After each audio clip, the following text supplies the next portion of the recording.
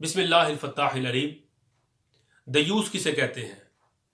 دیوس وہ شخص ہے کہ جو اپنے گھر والوں میں، اپنے گھر کی خواتین کے اندر، ماں، بہن، بیٹی، بیوی کے اندر جو زیر کفالت خواتین گھر کے اندر موجود ہیں، ان گھر کی خواتین کے اندر بے حیائی دیکھے، خبث دیکھے، خباثت دیکھے، بے ہودگی دیکھے، خدا نخواستہ زنا دیکھے یا اسباب زنا دیکھے، اور ان برائیوں کو روکنے کے لیے کوشش نہ کرے۔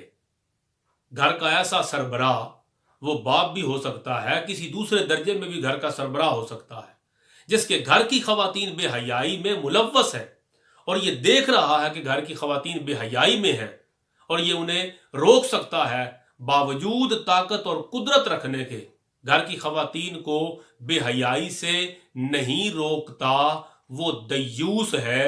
حضور صلی اللہ تعالی علیہ وآلہ وسلم نے فرمایا، مسند احمد بن حنبل کی حدیث پاک ہے، میرے آقا علیہ الصلوۃ والسلام نے فرمایا، ثلاثۃ قد حرم اللہ علیہم الجنہ، فرمایا تین شخص ہیں جن پر اللہ نے جنت کو حرام فرما دیا ہے۔ ایک ان میں مدمن الحمر، شراب پینے والا شخص جو شراب کا عادی ہے، عادی شرابی، اس پر اللہ نے جنت کو حرام کر دیا ہے۔ دوسرا والعاق، والدین کا نافرمان، والدین کے نافرمان پر اللہ نے جنت کو حرام کر دیا ہے۔ اور تیسرا ہے جس کے بارے میں آج بات کرنا چاہتا ہوں، والدیوس الذی یقر فی اہلہ الخبث، اور تیسرا شخص جس کے بارے میں میرے آقا نے فرمایا وہ جنت میں نہیں جائے گا، جنت میں اس کا داخلہ اللہ نے حرام کر دیا ہے، وہ دیوس ہے۔ اور دیوس کون ہے؟ جو اپنے گھر والوں میں خبث دیکھے، خباثت دیکھے، بے حیائی دیکھے، بے ہودگی دیکھے، اور گھر والوں میں بے حیائی دیکھ کر اسے برقرار رکھے، اسے روکے نہ، اسے ختم کرنے کی کوشش نہ کرے، بلکہ گھر میں بے حیائی ہو رہی ہے تو وہ اس پر مدد کرے، یا مدد نہ کرے تو روکے نہ، اس کو برقرار رکھے۔ ایسا شخص دیوس ہے، اور دیوس جنت میں نہیں جائے گا۔ یہ بات جاننی بہت ضروری ہے۔ شارحین حدیث نے اس حدیث پاک کی تشریح کرتے ہوئے، شرح فرماتے ہوئے فرمایا کہ جو خبث ہے، میرے آقا نے فرمایا نا کہ الذی یقر فی اہلہ الخبث، جو گھر والوں میں خبث برقرار رکھے، یعنی یہ خود تو نیک ہے، اس کے اندر خباثت نہیں، بلکہ گھر والوں میں خباثت ہے، اور یہ گھر والوں کی خباثت کو برقرار رکھتا ہے تو دیوس ہے۔ تو یہ خبث کیا ہے؟ مفتی احمد یار خان نعیمی رحمۃ اللہ تعالی علیہ آپ لکھتے ہیں کہ بعض شارحین حدیث نے لکھا کہ خبث سے مراد زنا بھی ہے، اور خبث سے مراد اسباب زنا بھی ہے۔ ایک تو خدا نخواستہ گھر کے اندر ماں، بہن، بیٹی، بیوی، گھر کی خواتین میں، زیر کفالت خواتین میں کوئی بیوی وہ زنا کر رہی ہے خدا نخواستہ، اور یہ اس کو روک نہیں رہا، تو یہ دیوس ہے، وہ تو دوزخ میں جائے گی اپنی بدکاری کی وجہ سے، اور یہ شخص اسے نہ روکنے کی وجہ سے یہ بھی دوزخ میں جائے گا۔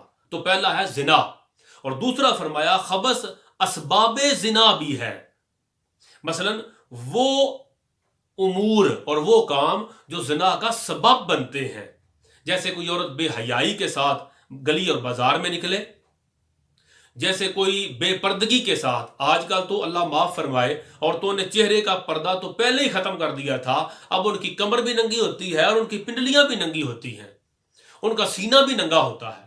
ایسی بے حیا خواتین جو بے پردگی کے ساتھ بازار میں جاتی ہیں اور لوگوں کو دعوت زنا دیتی ہیں، زنا صرف بدکاری کو نہیں کہتے بلکہ آنکھ کا بھی زنا ہوتا ہے۔ حضور علیہ الصلوۃ والسلام نے فرمایا کان کا بھی زنا ہوتا ہے، کان کا زنا بے ہودگی کو سننا، اور آنکھ کا زنا بے ہودگی کو تکنا ہوتا ہے۔ تو ایسی عورتیں جو بے ہودگی کے لباس میں باہر نکلیں اور دوسروں کو زنا کی دعوت دیں، بد نگاہی کرنے کی دعوت دیں، تو ایسی عورت بھی اسباب زنا کی مرتکب ہو رہی ہے۔